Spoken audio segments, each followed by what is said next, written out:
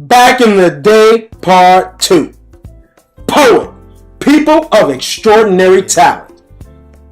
And Blaq Ice and Blaq Ice Productions brings to you the man that has taken the spoken word game to the highest heights with events like Intimate Conversations and Breaking the Ice at the DuSable Museum Sold Out House, Kings of Poetry. Another sold out production, Queens of Poetry, at the Ice Theaters, sold out Kings and Queens of Poetry. We're not talking about coffee houses, but auditoriums from the DuSable, Kenwood Academy, Ice Theaters. Blaq Ice has been on tour in Las Vegas, in Jamaica, 11 years strong in the game. And what do they say? Are you ready for the next poet? The response is, can he flow? You already know. Get up out your seat and get ready for Blaq in the Day, Part 2. With me, he could be all he needed and wanted to be freely. He could be the he that he always knew he was, but with she, he had to pretend because they had little he's and she's. Now, why would he not leave a she that would cheat and beat on he? Now, I'm not saying that he should leave his she to be with me, but he's a better he with me than with she that he could ever be. Her hymns, dance, and days couldn't portray the he that she needed them to be, so now she used her little she's and he's to make him do as she pleases. And yes, he obliges her manipulative ways so his little faces of him don't get hurt or pushed away. He never realized that he could just be the he wants to be. Leave me and she. Love the little faces of him without the residues of the thems and days written all over her face every day. But after all of me and she, them and they, him and her, they can't look at he without seeing me, cause me is what helped him see that she was what was wrong from the beginning.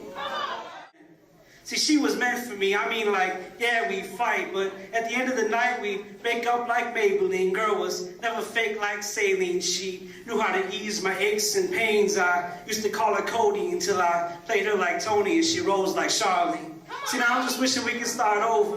Back in the day, this girl from around the way, well, she used to call me Red Rover, but yesterday when she failed to come over, she left me feeling emotionally broke, like Singular without the rollover or KJ without the crossover. Girl got me feeling more luckless than the three-leaf clover with no sign of relief in sight. See, to me, the girls was more than profit sharing. While staring into the eye through my starry-eyed surprise, I mastered astrology. Her body spoke sign language and mine deciphered the terminology. Girl and I used to stay connected like Motorola and Bluetooth technology, found sincerity in every apology until that day.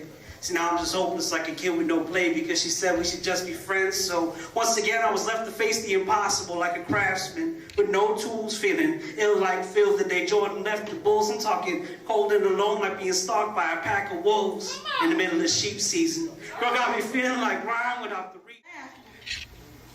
Before long, she had to be hospitalized. She was losing her struggle. You could see it in her eyes. She was pretty, but with her appearance, she didn't care. Her mama had to come to the hospital just to comb her hair. She had MMIs and MRIs, IVs and CATs. The doctor said that she needed surgery, said they wanted to perform a DNC and also a laparoscopy so they could get a good look at her ovaries. And then depending on what they would see, would probably perform a hysterectomy followed up by some doses of chemotherapy. After hearing his words, she signed the consent form to prepare for her surgery the following morning. See, she didn't understand what she had gone wrong and started begging God's forgiveness for the things that she had done.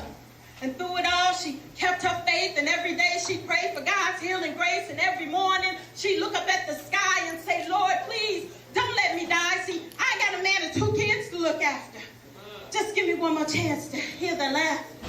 All right. So later that eve, she began to perceive that maybe this wasn't a part of God's plan, that perhaps her illness might be the devil's hand. So she rebuked Satan and commanded him out of her life and asked the Lord to help her with her fight. She continued her vigil all through the night, right up until it was time for the surgeon's night. As she lay in the OR whispering and chanting, all of a sudden her stomach started cramping. She turned her head and spit up something green and looked at the nurse and said, I can't breathe. She remembered the nurse giving her an injection and people running in all different directions. And right before she closed her eyes, she prayed, Lord, please don't let me die. See, I got a man and 2 kids to look after. Just give me one more chance to hear their laughter. She awoke in recovery and looked up at the ceiling, realizing she no longer had that feeling. See, there had been a battle fought for her life, a battle fought between wrong and right, and it was well with her soul. The devil had lost his stronghold. There would be no chemotherapy. She wouldn't even need a hysterectomy. She was released from the hospital the very next day, thanking God for her life that he saved. And to God I give praise, and to him be the glory, as I live to tell my own true story. Yes, fellas, go get these 20s. Cute face, thick waist, we can't cook, clean, Converse, and get money.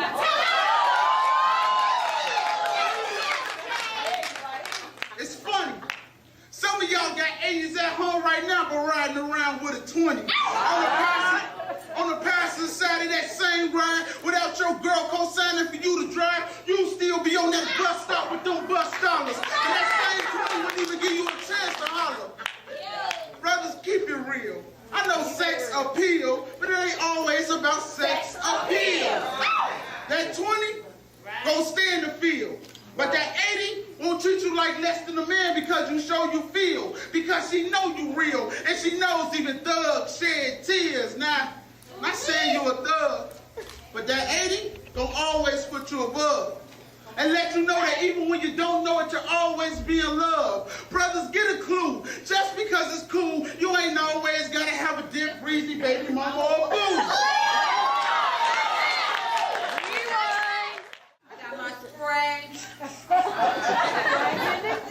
That's what's up.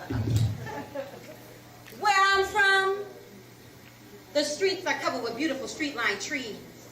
Everyone's lawn is cut and manicured so evenly. All of the houses are perfectly painted, no cracks, no stains, no gutter replacements. All of the cars are brand new and driven by employed individuals with two parents in their spaces. Where, because we were one of the first to inhabit these spaces with dark faces, we were shunned, looked down upon, and witnessed as light faces begin to abandon their spaces. But then got rejuvenated as more dark faces began to move in, and my brother and I began to increase our long list of friends. Where I'm from, kids jump rope to artificial sunlight caused by the street lights, and your mama told you to say goodnight, wave to your friends goodbye, and disappeared out of sight. I send her this concrete so she can see my poetry. It's amazing how she can even be my poetry. I dream home sleepless nights. See, she keeps me up late wishing she's the endless spin to an ecstatic abyss. And she reminds me with like shoulder kiss, and I hold her in regards to satisfaction. See, with her there can be no more perfect distraction. In her heartbeat, I bleed for her. She got me gluttonous in this need for her. See, I be planting these little seeds with her. She's my underground railroad, so you know a nigga's getting freed with her. She says she likes my lungs, so I breathe for her. And inhale the tale of my greed I send her.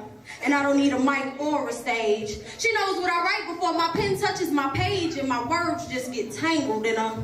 And these heartstrings are long, so they just kind of dangle in her.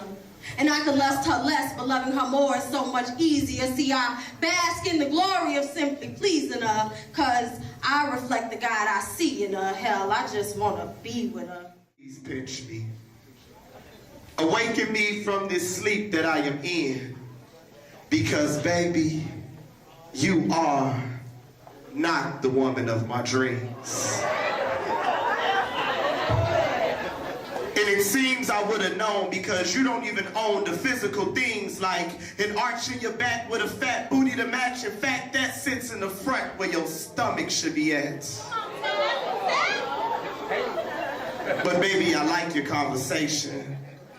And for a woman who can hold one, I've been patiently waiting. So when you open your mouth, I never put up a fuss. I just look you in the eyes. And with all sincerity, I think to myself, baby, you talk too much.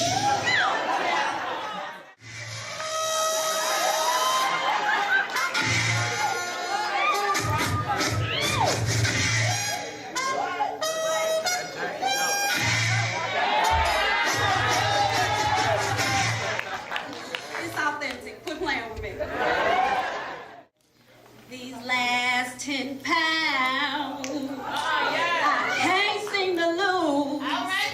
These last 10 pounds, I can't seem to lose.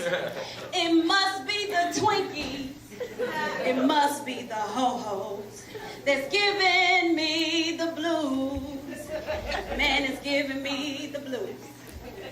Every year, every single year, I make a vow and a promise to myself that I'm gonna lose weight. To do the work, to diet and exercise and get in shape. To do it for my health. And to do it to feel better about myself. But I got all these enemies around me trying to sabotage me. I'm talking about two-piece Tuesdays at Popeye's Chicken with a side of Cajun rice and the ear corn is just finger licking. Or I'm talking 4 wings fried hard at Harold's. Put mild sauce on my fries and a pepper on the side, and my diet is sure to be in peril. Not to mention my Grammy Sunday dinner. I'm talking 3 proteins, 4 starches, and dessert. How do they expect me to get thinner? I'm talking jumping jacks, push-ups, sit-ups, and crunches. Not to mention all these diet pills like Hydroxycut and Slim Quick, Zenadrin, and Xantrex, the cabbage soup diet, the zone diet. I'm not sure what they gonna think of next. Come on, Miss J. But my quest to become thin is somewhat superficial. It wasn't me, but it was the world that made my curves an issue. Showing me images of women that have been airbrushed and superimposed with little waist and Barbie doll clothes and Pantene hair and a Colgate smile, and telling me if I just lose 10 more pounds that I could turn back the dial and look 10 years younger. So now I'm popping these appetite suppressants like Tic Tacs to control my hunger. You know what? Lottie Dottie. Lottie Dottie, what? Lottie. You know what? You peep this. Lottie Dottie. We like to party. We don't cause trouble. We don't bother nobody. We're just some men that's on the mic. Yo, when we rock up on the mic, we rock the mic.